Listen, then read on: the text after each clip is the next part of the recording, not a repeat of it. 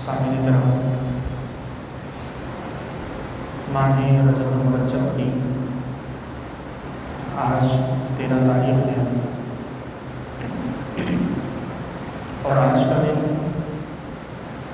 مولا کائنات حیدر کرار حضرت سیدنا امیر المؤمنین سیدنا علی مرتضی کرم اللہ تعالی وجہہ الکریم کی ولادت سے منسوب ہے۔ اس کے علاوہ اس ماہ رجب کو دیگر کئی بلند پایہ ہستیوں سے نسبت بھی حاصل ہے کہ جن میں حضرت سیدنا امام موسیٰ کاظم، امام باقر، امام جعفر صادق، خواجہ معین الدین چشتی اجمیری علیہ الرحمہ، حضرت سرکار قلعہ سید مختار اشرف جیلانی علیہ الرحمہ، حضرت سیدنا جنید بغدادی علیہ الرحمہ، اور پھر سب سے اہم نسبت اس ماہ مبارکہ کو نبی کریم علیہ السلام کی معراج اور آپ علیہ السلام کے سب سے عظیم معجزے سے اس مہینے کو نسبت حاصل ہے۔ بڑی نسبتوں والا انتہائی بابرکت مہینہ ہے۔ تمام تر نسبتیں جو اس مہینے کو حاصل ہیں وہ تمام کے تمام افراد رب کائنات کا قرب پائے ہوئے اللہ رب کائنات کے مقربین، اللہ رب کائنات کی بارگاہ میں مقبول اور رب کائنات کی جانب سے انتہائی اعلیٰ مراتب اور درجات پر فائز لوگ ہیں۔ سیدنا علی مرتضی رضی اللہ تعالیٰ مسلک اہل سنت و جماعت اور دیگر کئی مسالک تقریباً تمام ہی کے نزدیک سوائے چند ایک گروہوں کے آپ رضی اللہ تعالیٰ اسلام کے چوتھے خلیفہ اور حضرت ابوبکر رضی اللہ تعالیٰ، حضرت عمر فاروق رضی اللہ تعالیٰ، حضرت عثمان غنی رضی اللہ تعالیٰ عنہ کے بعد دنیا کے تمام تر لوگوں میں سب سے افضل ہیں۔ یہ مرتبہ اور یہ مقام جو سیدنا علی مرتضی رضی اللہ تعالیٰ عنہ کو دیا گیا، یعنی کہ ان تین خلفاء کے بعد چوتھے خلیفہ کا درجہ، یہ آپ کو بعد کے لوگوں نے عطا نہیں کیا۔ بعد کے لوگوں نے آپ رضی اللہ تعالیٰ عنہ کے ساتھ چوتھا نمبر یا اس قسم کا کوئی حساب کتاب نہیں لگایا، بلکہ یہ تمام تر ترتیب بارگاہ رسالت صلی اللہ تعالیٰ علیہ وسلم کی جانب سے مقرر کی گئی ہے۔ نبی کریم علیہ السلام نے آپ علیہ السلام کی حدیث مبارکہ کا مفہوم ہے کہ آپ صلی اللہ تعالیٰ علیہ وسلم نے ارشاد فرمایا کہ میں نے خواب دیکھا کہ میں دودھ کا ایک پیالہ پی رہا ہوں اور پھر دودھ کے اس پیالے سے میں نے جتنا چاہا وہ پیا، اور وہ پیالہ میں نے ابو بکر صدیق رضی اللہ تعالیٰ عنہ کو دیا۔ انہوں نے اس میں سے جتنا چاہا پیا، پھر وہ عمر فاروق رضی اللہ تعالیٰ عنہ کو دیا، انہوں نے اس میں سے جتنا چاہا پیا، پھر وہ حضرت عثمان غنی کو دیا، اور انہوں نے اس میں سے جتنا چاہا پیا، اور پھر حضرت علی مرتضی رضی اللہ تعالیٰ عنہ کو دیا۔ ایسے ہی ایک اور حدیث مبارکہ کا مفہوم ہے کہ آپ علیہ السلام نے ارشاد فرمایا کہ میں نے خواب میں یہ دیکھا کہ ابو بکر صدیق رضی اللہ تعالیٰ عنہ نے میرے بعد ایک کنویں سے پانی کے 2 یا اس سے زائد ڈول نکالے، پھر وہ سائڈ میں ہوئے اور عمر فاروق رضی اللہ تعالیٰ عنہ آگے بڑھے اور انہوں نے اس میں سے 10 ڈول نکالے، پھر وہ سائڈ ہوئے اور پھر حضرت عثمان غنی رضی اللہ تعالیٰ عنہ آگے بڑھے، انہوں نے اس میں سے 12 ڈول نکالے، اور پھر حضرت عثمان غنی بھی ایک طرف ہوئے اور پھر حضرت علی مرتضی رضی اللہ تعالیٰ عنہ وہاں آئے اور انہوں نے بھی اس میں سے 5 یا 6 ڈول اس میں سے نکالے۔ تمام تر محدثین کا اس بات پر اجماع ہے کہ یہ حدیث مبارکہ اس بات کی طرف اشارہ کرتی ہے کہ حضور کے بعد خلیفہ حضرت ابوبکر بنیں گے۔ 2 ڈول نکالنے کا مطلب یہ تھا کہ ان کی مدت خلافت 2 سال ہوگی۔ پھر حضرت عمر فاروق رضی اللہ تعالیٰ عنہ خلیفہ بنیں گے۔ 10 ڈول نکالنے کا مطلب یہ تھا کہ ان کی خلافت 10 سال رہے گی۔ پھر حضرت عثمان غنی رضی اللہ تعالیٰ عنہ نے ڈول نکالے 12، تو اس کا مطلب یہ ہے کہ حضرت عمر فاروق کے بعد حضرت عثمان غنی رضی اللہ تعالیٰ عنہ خلیفہ بنیں گے اور ان کی مدت خلافت 12 سال ہوگی۔ اور پھر ان تینوں کے بعد اس کنویں سے پانی کے ڈول نکالے حضرت علی المرتضیٰ رضی اللہ تعالیٰ عنہ نے، تو اس سے یہ ثابت کیا جاتا ہے کہ سیدنا علی المرتضیٰ رضی اللہ تعالیٰ عنہ ان 3 خلفاء کے بعد خلیفہ بنیں گے اور اپنی مدت کو پورا کریں گے۔ تو یہ صرف ہمارا ایک محض نظریاتی عقیدہ نہیں ہے کہ ہم نے کسی نظریے پر یا کسی مفروضے کی بنیاد پر قائم کیا ہو کہ کائنات میں حضرت علی رضی اللہ تعالیٰ عنہ باقی 3 خلفاء کے بعد کا درجہ رکھتے ہیں،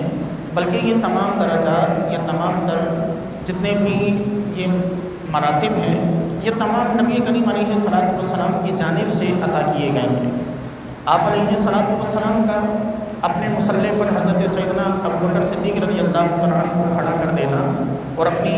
حیات میں ہی اپنا مصلی انہیں سونپ دینا، یہ اس بات کی نشانی تھی کہ سیدنا ابوبکر صدیق رضی اللہ تعالیٰ عنہ حضور کے نائب ہیں۔ پھر حضرت عمر فاروق رضی اللہ تعالیٰ عنہ کو آپ نبی کریم علیہ الصلوۃ والسلام کا اس حد تک درجہ دینا کہ اگر میرے بعد کوئی نبی ہوتا تو وہ عمر ہوتے، تو یہ اس بات کی دلیل ہے کہ حضرت عمر فاروق رضی اللہ تعالیٰ عنہ انتہائی باصلاحیت ایسی شخصیت تھے کہ جن کا یہ حق بنتا تھا کہ وہ اسلام کی حکمرانی کی باگڈور سنبھالیں۔ پھر حضرت عثمان غنی رضی اللہ تعالیٰ عنہ اور پھر ان کے بعد حضرت علی رضی اللہ تعالیٰ عنہ۔ تو اگر ہم واقعات کا جائزہ لیں، حقائق کا جائزہ لیں، تو بھی سیدنا علی المرتضیٰ رضی اللہ تعالیٰ عنہ تمام تر حقائق کی روشنی میں ہمیں شیخین کریمین سے بالخصوص یعنی حضرت ابوبکر اور حضرت عثمان غنی رضی اللہ تعالیٰ، حضرت عمر فاروق رضی اللہ تعالیٰ عنہ سے اس حوالے سے درجات میں نیچے دکھائی دیتے ہیں، وگرنہ جزوی طور پر حضرت علی کو یقیناً کسی نہ کسی حوالے سے حضرت ابوبکر پر، حضرت عمر پر فضیلت زیادہ بھی حاصل ہے، جیسا کہ حضرت ابوبکر صدیق رضی اللہ تعالیٰ عنہ کے نکاح میں حضرت فاطمہ نہیں، حضرت فاطمہ حضرت علی کے نکاح میں، حضرت عمر رضی اللہ تعالیٰ عنہ کے نکاح میں حضور کی صاحبزادی نہیں،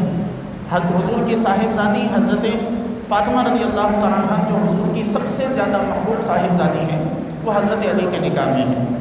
سیدنا ابوبکر صدیق رضی اللہ تعالیٰ عنہ کا نسب 6 پشتوں میں جا کر 6 سلسلوں میں 6ٹھے سلسلے میں جا کر حضور کی ذات سے ملتا ہے، جبکہ سیدنا علی المرتضیٰ رضی اللہ تعالیٰ عنہ نبی کریم علیہ الصلوۃ والسلام کے چچا زاد بھائی ہیں۔ سیدنا ابوبکر صدیق رضی اللہ تعالیٰ عنہ نبی کریم علیہ الصلوۃ والسلام کے تقریباً ہم عمر ہیں، جبکہ حضرت سیدنا علی المرتضیٰ رضی اللہ تعالیٰ عنہ نے اپنی زندگی کے 5 سال کی عمر سے لے کر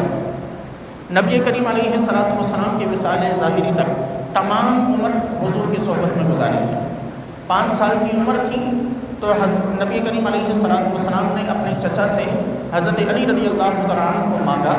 اور انہیں پھر اپنی پرورش میں لیا اور پھر ان کی تربیت، ان کی پرورش کو فرمائی۔ نبی کریم علیہ الصلوۃ والسلام کے ساتھ سب سے پہلا شخص جس نے نماز ادا کی وہ سیدنا علی المرتضیٰ رضی اللہ تعالیٰ عنہ۔ تو یہ تمام چیزیں ایسی ہیں کہ جہاں جزوی طور پر حضرت علی رضی اللہ تعالیٰ عنہ حضرت ابوبکر یا حضرت عمر فاروق رضی اللہ تعالیٰ عنہ سے کسی نہ کسی حوالے سے فضیلت اور فوقیت ضرور رکھتے ہیں، لیکن جہاں بات کی جائے گی مطلق فضیلت کی کہ کائنات میں انبیاء کے بعد سب سے زیادہ افضل ہستی کون ہے، تو وہاں نام حضرت ابوبکر صدیق رضی اللہ تعالیٰ عنہ کا لیا جائے گا۔ اور ہم سب جانتے ہیں کہ اسلام میں اور ہماری تعلیمات میں، ہمارے کلچر میں، اسلامی کلچر میں وہ کلچر نہیں جو ہم مغرب سے لیتے ہیں۔ ہمارا جو اسلامی کلچر ہے اس اسلامی کلچر میں ظلم کہتے ہیں کسی بھی شخص کو جو حقدار نہ ہو اسے کسی چیز کا مالک بنا دیا جائے، یہ ظلم ہے کہ کوئی شخص کسی چیز کا حقدار نہ ہو، آپ نے اسے اس چیز کا مالک بنا دیا تو یہ اس کے ساتھ بھی ظلم ہے، اور جس کا حق تھا اس حقدار کے ساتھ بھی یہ ظلم ہے۔ تو اگر سیدنا علی المرتضیٰ رضی اللہ تعالیٰ عنہ کو ہم یہ کہتے ہیں کہ کائنات میں انبیاء کے بعد سب سے افضل حضرت علی رضی اللہ تعالیٰ عنہ کی ذات ہے، تو یہ حضرت علی کی ذات کے ساتھ بھی ظلم ہے، اور حضرت سیدنا ابوبکر صدیق رضی اللہ تعالیٰ عنہ کی ذات کے ساتھ بھی یہ ناانصافی اور ظلم ہے کہ اسلام ہمیں یہ سکھاتا ہے کہ جس کا جو درجہ ہے اسے اسی درجے میں ہی رکھا جائے، جس کی جو حیثیت اور جس کا جو مقام اور جس کا جو رتبہ ہے اسے اسی مقام اور اسی رتبے میں رکھا جائے۔ کہا یہ جاتا ہے کہ حضرت علی رضی اللہ تعالیٰ عنہ کے فضائل میں احادیث بے شمار ہیں، حضرت علی رضی اللہ تعالیٰ عنہ کے مناقب میں اقوال اور خود صحابہ کرام کے اقوال بے شمار ہیں، تو وہ احادیث اور وہ اقوال اس بات کا تقاضا کرتی ہیں کہ حضرت علی رضی اللہ تعالیٰ عنہ کائنات میں سب سے افضل ہو۔ تو اس کا جواب یوں سمجھ لیجئے کہ پھر کائنات میں سب سے زیادہ اگر کسی کے مناقب ہیں تو وہ حضور کی ذات کے ہیں۔ کائنات میں اگر سب سے زیادہ کسی کی تعریف کی گئی تو وہ نبی کریم علیہ الصلوۃ والسلام کی تعریف ہے، یہاں تک کہ خالق کائنات نے بھی حضور کی تعریف کی۔ تو اگر تعریف کی بنیاد پہ مقام و رتبے اس حد تک بڑھ جاتے ہوں کہ اوپر والوں کو بھی بندہ نیچے چھوڑ دے، تو پھر معاذ اللہ یہ کہنا پڑے گا کہ حضور کی ذات معاذ اللہ ثم معاذ اللہ خالق کائنات سے بڑھ گئی، کہ رب کائنات کے مناقب اتنے قرآن میں نہیں کہ جتنے مناقب اللہ تبارک و تعالیٰ نے نبی کریم علیہ السلام کے بیان کیے۔ آپ نبی کریم علیہ السلام کی جس قدر تعریفیں بیان کی گئی وہ کائنات میں اور کسی کی نہیں کہی گئی۔ تو اگر تعریف کی بنیاد پہ فیصلہ کرنا ہے تو پھر سارا کا سارا اسلامی نظام درہم برہم ہو جائے گا، سارا کی ساری ہمارا نظریہ، ہماری تعلیمات سب کا سب ملیہ میٹ ہو جائے اگر تعریف کی بنیاد پہ، مناقب اور فضائل کی بنیاد پہ اگر ہم فیصلہ کرنے لگیں۔ لیکن اگر حالات و واقعات کی روح سے فیصلہ کریں تو پھر یہ حقیقت ہے کہ سیدنا علی المرتضیٰ رضی اللہ تعالیٰ عنہ خود بھی اس بات کو ناپسند فرماتے تھے کہ انہیں حضرت ابوبکر یا حضرت عمر یا حضرت عثمان پر فضیلت دی جائے۔ سیدنا علی المرتضیٰ رضی اللہ تعالیٰ عنہ کی عمر مبارک 63 برس ہوئی، یعنی آپ نبی کریم علیہ السلام کے برابر آپ نے عمر مبارک پائی۔ حضرت ابوبکر صدیق رضی اللہ تعالیٰ عنہ کی عمر مبارک بھی 63 برس ہوئی، حضرت عمر فاروق رضی اللہ تعالیٰ عنہ کی عمر مبارک بھی 63 برس ہوئی، اور سیدنا علی المرتضیٰ رضی اللہ تعالیٰ عنہ کی عمر مبارک بھی 63 برس ہوئی، جبکہ حضرت عثمان غنی رضی اللہ تعالیٰ عنہ کی عمر مبارک تقریباً 82 سال ہوئی۔ تو یہ ان کی عمر بھی حضرت ابوبکر، حضرت عمر فاروق رضی اللہ تعالیٰ عنہ کے برابر رہی، لیکن نبی کریم علیہ السلام کی بارگاہ سے جو درجات عطا کیے گئے وہ یقیناً ان کے مختلف ہیں۔ حضرت علی رضی اللہ تعالیٰ عنہ کی مناقب میں اگر چند باتیں کہی جائیں تو ان میں سب سے نمایاں ترین بات یہ ہے، سب سے نمایاں ترین بات کہ سیدنا علی المرتضیٰ رضی اللہ تعالیٰ عنہ عدل و انصاف کے پیکر تھے، ایسے عدل و انصاف کے پیکر کہ ایک مرتبہ خود آپ پر کوئی کیس کیا گیا جبکہ آپ خود خلیفہ، یہ آج کے حکمرانوں کے لیے اور ہم عوام کے لیے یہ ایک واضح ایک مثال ہے کہ ہمیں اپنے حکمرانوں کو کیسے لوگوں کو اپنے حکمران کے طور پر منتخب کرنا ہے۔ حضرت علی رضی اللہ تعالیٰ عنہ تمام تر عالم اسلام کے خلیفہ ہیں اور ان پر کیس ہوتا ہے۔ وہ کیس جب کیا جاتا ہے سیدنا علی المرتضیٰ رضی اللہ تعالیٰ عنہ قاضی کی عدالت میں پیش ہوتے ہیں، عدالت میں پیش ہوتے ہیں تو قاضی جو وہاں حضرت علی کے ہی مقرر کردہ تھے، انہوں نے جس شخص نے جس یہودی نے کیس کیا تھا اس یہودی کو اس کا نام لے کر بلایا اور سیدنا علی المرتضیٰ رضی اللہ تعالیٰ عنہ کو کچھ احترام دیتے ہوئے ابو الحسن کہہ کر پکارا، آپ کی کنیت سے پکارا۔ جب کیس ختم ہوا، فیصلہ ہوا، حضرت علی رضی اللہ تعالیٰ عنہ نے ناراضگی کا اظہار کیا۔ قاضی نے پوچھا کہ ناراضگی کا اظہار کس لیے؟ میں نے کوئی ناانصافی تو نہیں کی؟ اچھا، اس کیس کا فیصلہ بھی حضرت علی کے خلاف گیا اور حضرت علی رضی اللہ تعالیٰ عنہ نے اس فیصلے کو بھی تسلیم فرمایا۔ ایسا نہیں کہ اس فیصلے پر یوں کہہ کر اعتراض کر دیا ہو اور نہ مانا ہو کہ میں حکمران ہوں، مجھ سے سوال کرنے کا حق کسے، بلکہ آپ نے اس فیصلے کو تسلیم بھی کیا اور پھر ناراضگی کا اظہار بھی فرمایا۔ جب قاضی نے پوچھا کہ ناراضگی کی کیا وجہ ہے، میں نے کوئی ناانصافی تو نہیں کی، میں نے کوئی ظلم تو نہیں کیا، آپ ناراض کیوں ہیں؟ حضرت علی رضی اللہ تعالیٰ عنہ نے ارشاد فرمایا کہ ناراض اس وجہ سے ہوں کہ تم نے اس یہودی کو اس کے نام سے پکارا اور میں بھی اسی کی طرح مدعی تھا، میں بھی اسی کی طرح عدالت میں ایک فریق تھا، تم نے مجھے میرے نام سے کیوں نہیں پکارا، میری کنیت سے پکار کر مجھے تھوڑا سا احترام کیوں دیا؟ اب ذرا حضرت علی رضی اللہ تعالیٰ عنہ کی اس عدل و انصاف کو، اس مساوات کو اگر ہم دیکھیں تو آج پھر ہمیں اپنے حکمرانوں پر اور اپنی عوام پر افسوس کا اظہار کرنا پڑتا ہے کہ ہم عوام ہوتے ہوئے، سیدنا علی شیر خدا رضی اللہ تعالیٰ عنہ کے ماننے والے ہوتے ہوئے اپنے لیے کیسے کیسے حکمرانوں کو منتخب کرتے ہیں۔ اور پھر یہی نہیں بلکہ سیدنا علی المرتضیٰ رضی اللہ تعالیٰ عنہ میں جو دوسری خصوصیت تھی وہ تلاوت قرآن۔ آپ رضی اللہ تعالیٰ عنہ جب گھوڑے پر سوار ہونے لگتے خود فرماتے ہیں کہ میں جب گھوڑے پر سوار ہوتا ہوں تو ایک طرف رکاب میں جب پاؤں رکھتا ہوں تو دوسری طرف رکاب میں پاؤں رکھنے سے پہلے ایک قرآن مکمل کر لیتا ہوں۔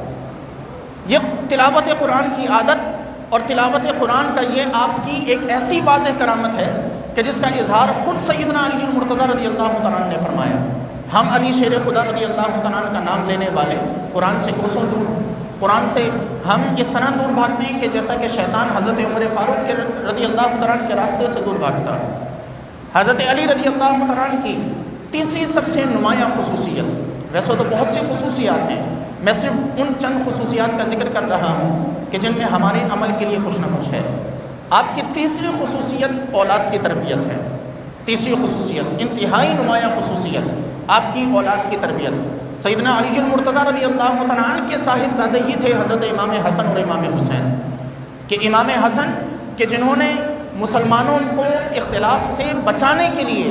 اپنی خلافت سے دستبرداری کا اظہار کر دیا، حکومت چھوڑ دی صرف اس لیے تاکہ مسلمانوں میں صلح ہو جائے، مسلمان آپس میں انتشار میں نہ پڑیں، مسلمانوں کی آپس میں کوئی جنگ نہ ہو۔ اور امام حسین رضی اللہ تعالیٰ عنہ کے کردار سے تو ہم سب واقف ہیں کہ کس طرح محض اسلامی تہذیب، اسلامی تمدن اور اسلامی کلچر کو بچانے کی خاطر انہوں نے اپنی جان سمیت اپنا پورا کا پورا خانوادہ کربلا کی سرزمین پر قربان کر دیا۔ آج سیدنا علی المرتضیٰ رضی اللہ تعالیٰ عنہ کے یوم ولادت کے اس موقع پر اور اس دن کے موقع پر ہم سب پر بھی یہ فرض بنتا کہ حضرت علی رضی اللہ تعالیٰ عنہ کی ان خصوصیات کو اپنانے کی کوشش کریں۔ سیدنا علی المرتضیٰ رضی اللہ تعالیٰ عنہ کی مناقب اور آپ کے فضائل کو سننے کے ساتھ ساتھ آپ کی سیرت و کردار کو بھی جانچیں۔ ہمیں چند نام نہاد پیروں نے، ہمیں چند نام نہاد لوگوں نے محض فضائل و مناقب میں الجھا کے رکھا کہ حضرت علی رضی اللہ تعالیٰ عنہ خانہ کعبہ میں پیدا ہوئے، خانہ کعبہ میں پیدا ہوئے یقیناً ان کی فضیلت ہے، لیکن یہ بھی تو بتایا جائے کہ سیدنا علی المرتضیٰ رضی اللہ تعالیٰ عنہ نماز اس طرح پڑھتے تھے کہ نماز کی حالت میں آپ کے بدن سے تیر نکال لیا جاتا تھا، آپ کو خبر تک اور احساس تک نہیں ہوا کرتا تھا۔ جہاں یہ بتایا جاتا ہے، جہاں اس فضیلت کا اظہار کیا جاتا ہے کہ سیدنا علی المرتضیٰ رضی اللہ تعالیٰ عنہ کی شہادت مسجد کے اندر ہوئی، وہاں یہ بھی تو بتانا چاہیے کہ سیدنا علی المرتضیٰ رضی اللہ تعالیٰ عنہ کی شہادت مسجد کے اندر اس وجہ سے ہوئی کہ آپ نمازوں کے پابند تھے، آپ نماز پڑھا کرتے تھے۔ لیکن آج ہمارے ہاں یہ چیزیں نہیں بیان کی جاتی، محض فضائل و مناقب میں لوگوں نے الجھا کے رکھا۔ ہم فضائل و مناقب میں حضرت علی رضی اللہ تعالیٰ عنہ کو سب سے بڑھ کر، یہاں تک کہ ابھی ایک ویڈیو شاید آپ نے بھی دیکھی ہو، سوشل میڈیا پر ایک بچے کی ویڈیو وائرل ہے کہ جو کسی محفل میں، کسی جلسے میں حضرت علی رضی اللہ تعالیٰ عنہ کی منقبت پڑھ رہا ہے۔ اب ذرا سوچیں کہ وہ منقبت کیسی، جس منقبت میں وہ بچہ منقبت پڑھتے ہوئے حضرت علی رضی اللہ تعالیٰ عنہ کو انبیاء سے بھی افضل بتاتا۔ اس سے بڑھ کر کفر، اس سے بڑھ کر صریح طور پر اسلامی تعلیمات کا انکار کیا ہوگا کہ سیدنا علی المرتضیٰ رضی اللہ تعالیٰ عنہ کو حضرت آدم سے افضل بتایا جائے، سیدنا علی المرتضیٰ رضی اللہ تعالیٰ عنہ کو حضرت ابراہیم سے افضل بتایا جائے، حضرت زکریا، حضرت یحییٰ سے نام لے کر افضل بتایا جائے۔ ایسا نہیں کہا گیا کہ تمام انبیاء سے افضل، بلکہ نام لے لے کر کہا گیا کہ علی آدم سے افضل ہیں، علی زکریا سے افضل ہیں، علی یحییٰ سے افضل ہیں، علی ابراہیم سے افضل ہیں، علی عیسیٰ اور علی حضرت موسیٰ سے افضل ہیں۔ اس طرح معاذ نام لے کر سیدنا علی المرتضیٰ رضی اللہ تعالیٰ عنہ کی منقبت بیان کرنے کی کوشش کی گئی۔ یاد رکھیں، ایسا کوئی بھی عقیدہ، ایسا کوئی بھی مذہب دین اسلام میں ایسے کسی بھی عقیدے و مذہب و مسلک اور نظریے کی گنجائش نہیں۔ اسلام سب سے کائنات میں سب سے افضل اگر کسی کو مانتا اور منواتا ہے تو وہ صرف انبیاء کرام علیہم السلام۔ انبیاء کے بعد جتنے لوگوں کے رتبے ہیں وہ اپنی جگہ، لیکن کائنات میں اگر سب سے کوئی افضل ہے تو وہ صرف اور صرف انبیاء کرام ہیں۔ اور انبیاء کے بعد پھر درجہ ہے حضرت ابوبکر کا، حضرت ابوبکر کے بعد درجہ ہے حضرت عمر فاروق کا، حضرت عمر فاروق کے بعد درجہ ہے حضرت عثمان غنی رضی اللہ تعالیٰ عنہ کا، اور حضرت عثمان غنی کے بعد درجہ ہے حضرت مولا کائنات سیدنا علی المرتضیٰ رضی اللہ تعالیٰ عنہ کا۔ یوم ولادت کا موقع ہو یا یوم شہادت کا موقع ہو، کسی بھی موقع پر کسی بھی ایسے شخص کے قریب نہ جائیں کہ جو سیدنا علی المرتضیٰ رضی اللہ تعالیٰ عنہ کے مناقب کو اس طرح بڑھا چڑھا کر بیان کرے کہ یہ گمان پیدا ہونے لگے کہ کائنات میں سب سے افضل ذات حضرت علی کی ہے۔ اور یہ میں آپ کے سامنے ایک مرتبہ پھر واضح کر دینا چاہتا ہوں کہ تعریفوں کی بنیاد پہ اگر درجے دیے جائیں، فضائل و مناقب کے وارد ہونے کی بنیاد پر اگر درجے دیے جائیں، تو پھر لا محالہ معاذ اللہ ثم معاذ اللہ یہ عقیدہ بھی ماننا پڑے گا کہ حضور نبی کریم علیہ السلام خدا سے بھی افضل ہیں۔ تو اس لیے ایسے کسی بھی عقیدے کو اختیار نہ کریں کہ جہاں صرف فضائل و مناقب کی بنیاد پر درجے بندی کی جاتی ہو، بلکہ حقائق و واقعات کو دیکھیں۔ نبی کریم علیہ السلام کی سیرت، آپ علیہ السلام کی تعلیمات کو دیکھیں کہ نبی کریم علیہ السلام نے کس کو کون سے درجے میں رکھا ہے، کس کو کون سا درجہ عطا کیا ہے، کہ کائنات کی تمام تر فضیلتیں اور کائنات کے تمام تر مناقب اگر دیے جاتے ہیں اور عطا کیے جاتے ہیں تو وہ میرے نبی کے قدموں کے صدقے۔ نبی کریم علیہ السلام کے در کی بھیک ہے کائنات کی تمام تر فضیلتیں اور تمام تر مناقب۔ اور اگر حضور کے اصول کو ہی چھوڑ دیا جائے، اگر حضور کی ترتیب کو ہی چھوڑ دیا جائے، نبی کریم علیہ السلام کے عطا کیے ہوئے درجوں اور رتبوں کو چھوڑ دیا جائے، تو پھر ہمارے پاس کچھ باقی نہیں رہتا۔ اس لیے وقت ہے کہ آج ہم اس چیز پر روک لگائیں، وقت ہے کہ آج ہم ایسے لوگوں سے خود کو بچائیں، وگرنہ خدا کی قسم اگر آج ہم نے کمزوری دکھائی، اگر آج ہم ان باتوں پر خاموشی کا اظہار کیے رکھا، اگر آج ہم ان باتوں پر خاموش رہے، تو کل کو دور نہیں کہ آج وہ ایک جلسے کی ایک ویڈیو وائرل ہوئی ہے کہ جس میں انبیاء سے افضل بتایا گیا، کل کو یہ بھی بعید نہیں کہ کسی اہل سنت و جماعت کی محفل میں، سنی بریلوی حنفی کی محفل اور جلسے میں حضرت علی کو خدا سے افضل نہ بنا دیا جائے۔ یاد رکھیں کہ اگر آج نہ روکا تو پھر یہ بھی بعید نہیں کہ مولا کائنات رضی اللہ تعالیٰ عنہ کو خدا سے بھی افضل بتا دیا جائے، پھر یہ بھی بعید نہیں کہ حضرت فاطمہ الزہرا رضی اللہ تعالیٰ عنہا کا درجہ عیسائیوں کی طرح بڑھاتے بڑھاتے خدا کی معاذ اللہ زوجہ یا خدا کی معاذ اللہ بیٹی تک بنا دیا جائے۔ عیسائیوں میں یہی ایک چیز تھی کہ جس پر ان کے علماء نے بنیادی طور پر روک نہیں لگائی تھی کہ حضرت مریم کا درجہ بڑھایا جاتا رہا، کسی روکنے والے نے کوئی روک نہیں لگائی کہ حضرت مریم سے بڑھ کر حضرت عیسیٰ کا درجہ، کسی نے روک نہیں لگائی کہ حضرت مریم سے بڑھ کر حضرت جبریل کا درجہ، کسی نے روک نہیں لگائی کہ حضرت مریم سے بڑھ کر رب کائنات کے تمام تر انبیاء کرام کا درجہ۔ کسی نے جب نہیں روکا تو وہ عام عوام تھی، اور عوام جنہیں علم نہ ہو ان کا پھر یہی حال ہوا کرتا کہ وہ درجہ بڑھاتے یہاں تک کہ ایک فرقہ ایسا عیسائیوں میں پیدا ہوا کہ جس نے حضرت مریم علیہ السلام کو خدا کی معاذ اللہ زوجہ قرار دیا۔ ایک ایسا فرقہ پیدا ہوا کہ جس نے حضرت عیسیٰ کو معاذ اللہ خدا کا بیٹا قرار دیا۔ ایک ایسا فرقہ پیدا ہوا کہ جس نے معاذ اللہ حضرت مریم علیہ السلام کو حضرت جبریل کی زوجہ قرار دے دیا۔ آج اگر ہم نے بھی اپنے آپ کو نہ روکا، اگر ہم نے بھی اپنے اس معاشرے میں ان تمام چیزوں پر روک نہ لگائی، اگر ہم بھی آہستہ آہستہ فضیلتوں کا ذکر کرتے کرتے درجوں کو بڑھاتے چلے گئے، تو یقین جانیں کہ ہماری آنے والی نسلوں سے بعید نہیں ہے کہ وہ ان درجات کو بڑھاتے بڑھاتے خدا کے برابر یا خدا سے بھی آگے پہنچا دیں۔ اس لیے وقت ہے کہ آج ہوش کے ناخن لیں، آج اپنے اور اپنی نسلوں کے، اپنے بچوں کی عقیدوں کی حفاظت کریں۔ ایک نسل صرف ایسی تیار ہو جائے کہ جس کے دل میں صحابہ کرام اور اہل بیت کرام کے درجوں کے حوالے سے یقین اور پختگی ہو۔ خدا کی قسم کائنات میں کبھی بھی اس حد تک کسی بھی طور پر اہل سنت و جماعت کو خطرہ نہیں ہوگا کہ سنیوں کی محافل میں اس طرح درجہ بندیوں کو برباد کیا جائے۔ خالق کائنات سے دعا ہے کہ پروردگار ہم سب کو اپنے ایمان و عقیدے کی حفاظت کی توفیق مرحمت فرمائے۔ وما علیہ الا البلاغ۔